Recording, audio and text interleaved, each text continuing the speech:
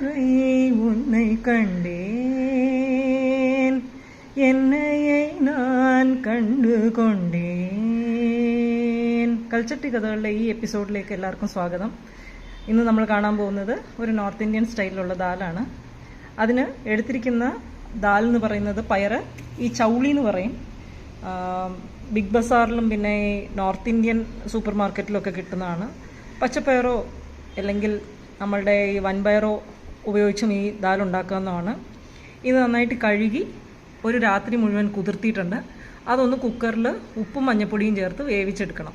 അതിലേക്ക് നന്നായിട്ട് കഴുകി നല്ല വെള്ളം ഒഴിച്ച് അതിലേക്ക് ആവശ്യത്തിനുള്ള ഉപ്പും ചേർത്ത് മഞ്ഞൾപ്പൊടിയും ചേർത്ത് വേവിച്ചെടുക്കുക.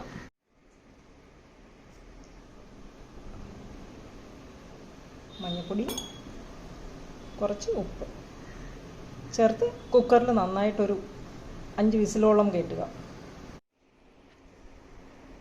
ഒരു 5-6 ചെറിയ തക്കാളി, ഒരു വലിയ സവാള, പിന്നെ കുറച്ച് നെയ്യ്, മുളക് പൊടി, പിന്നെ കുറച്ച് മല്ലിയില, പിന്നെ നമ്മളുടെ സാധാരണ ജീരകം, പിന്നെ പെരിഞ്ജീരകം, കരിഞ്ജീരകം, കുറച്ച് കറുവാപ്പട്ട, ഗ്രാമ്പ്, ഒരു തുണ്ട് ഇഞ്ചി, പിന്നെ ഈ ഇല നമ്മൾ മസാലയിൽ ഇട്ട് ഒന്ന് മിക്സ് ചെയ്ത് കഴിഞ്ഞാൽ നല്ല വാസന ഉണ്ടാകാനായിട്ട്.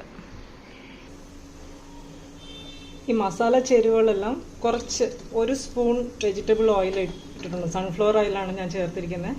അതിലോട്ട് ഈ മസാല ചേരുവകളെല്ലാം കൂടി ചേർത്ത് ഇട്ടൊന്ന് നന്നായി വഴറ്റണം. ഈ പെരിഞ്ജീരകം, പിന്നെ കുറച്ച് കരിഞ്ജീരകം, പിന്നെ ഈ കറുവാപ്പട്ട, പിന്നെ ഗ്രാമ്പ് 4-5 എണ്ണം എടുത്തിട്ടുണ്ട് ഞാൻ. അത് ഒന്ന് വതങ്ങി കഴിയുമ്പോഴത്തേക്കും തക്കാളിയും പിന്നെ ആ വലിയ ഉള്ളിയും അരിഞ്ഞു വെച്ചിരിക്കുന്നതും ചേർക്കാം. ചേരുവകളെല്ലാം കൂടി തന്നെ നന്നായി വഴറ്റിയതിന് ശേഷം അത് ആറിയതിന് ശേഷം മിക്സിയിൽ അരച്ചെടുക്കുക.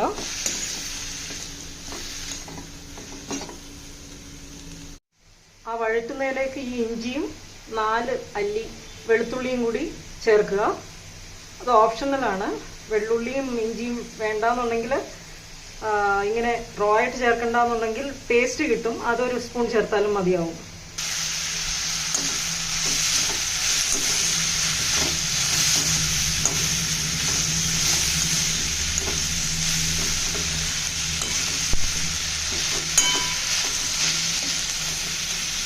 ഉള്ളിയുടെ നിറം ഒന്ന് ബ്രൗൺ ആവുന്നവരെ വഴറ്റണം.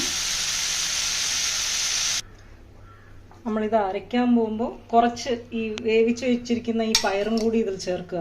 അപ്പോൾ നല്ലൊരു കൊഴുപ്പ് കിട്ടും. അതിന് വേണ്ടിയിട്ടാണ് കുറച്ച് ചേർക്കുക. എന്നിട്ട് അരച്ചെടുക്കുക. നെയ്യ് ചേർക്കാൻ പോവാണ് ചീനിച്ചട്ടിയിലോട്ട്. അതിലേക്ക് ജീരകം ചേർത്ത് ഒന്ന് പൊട്ടിത്തെറിക്കുമ്പോൾ അരപ്പും ചേർക്കാം. ജീരകം കുറച്ച് പൊട്ടിത്തെറിച്ചു. ഇപ്പം അരപ്പ് കലവ ഫുള്ള് അതിലേക്ക് ചേർക്കാം. അത് നന്നായി ഒന്ന് തിളച്ച് എണ്ണ അതിൽ നിന്ന് പുറത്ത് വരുന്നവരെ ഒന്ന് തിളപ്പിച്ച് കഴിയുമ്പോഴത്തേക്കും നമ്മൾക്ക് ആ പയറ് വേവിച്ചതും കൂടി അതിൽ ചേർക്കാം. ഇപ്പോൾ മുളക് പൊടിയും അതിൽ ചേർക്കേണ്ടതാണ്. ഏകദേശം 1 സ്പൂൺ മുളക് പൊടി എടുത്തു വെച്ചിട്ടുണ്ടായിരുന്നു. പിന്നെ നമ്മൾക്ക് ഈ ഇലയും കൂടി ചേർക്കാം അതിലേക്ക്. മസാലയുടെ മണം വരുന്നതിനായിട്ട് നന്നായി ഇളക്കി അത് അടുപ്പ് താഴ്ത്തി വെച്ചിട്ട് ഒരു 5 മിനിറ്റോളം നന്നായിട്ട് അത് കുറുകട്ടെ. കുറച്ചുകൂടി വെള്ളം ഒഴിച്ചു കൊടുക്കാം.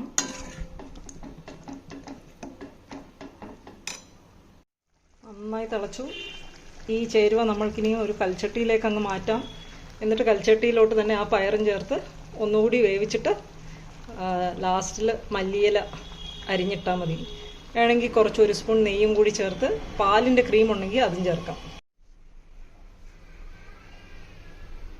ഇതിലേക്ക് നമ്മളിപ്പോൾ പയർ ചേർക്കാൻ പോവുകയാണ്. അരിഞ്ഞു വെച്ച മല്ലിയില തൂവുക.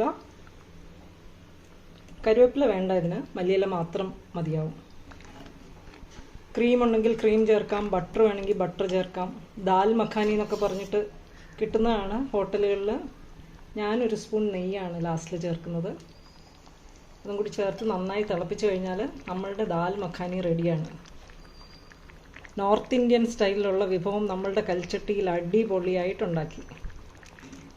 ചപ്പാത്തിയുടെയും പൂരിയുടെയും ദോശയുടെയും ഒക്കെ കൂടെ എന്തിൻ്റെ കൂടെ വേണമെങ്കിലും നന്നായിട്ട് ചേർന്ന് മിക്സ് ചെയ്ത് കഴിക്കാവുന്നതാണ്. എന്തിനാണ് ചോറിൻ്റെ കൂടെ പോലും ഈ ദാൽ പപ്പടം ഉണ്ടെങ്കിൽ അടിപൊളിയായിട്ട് കഴിക്കാം.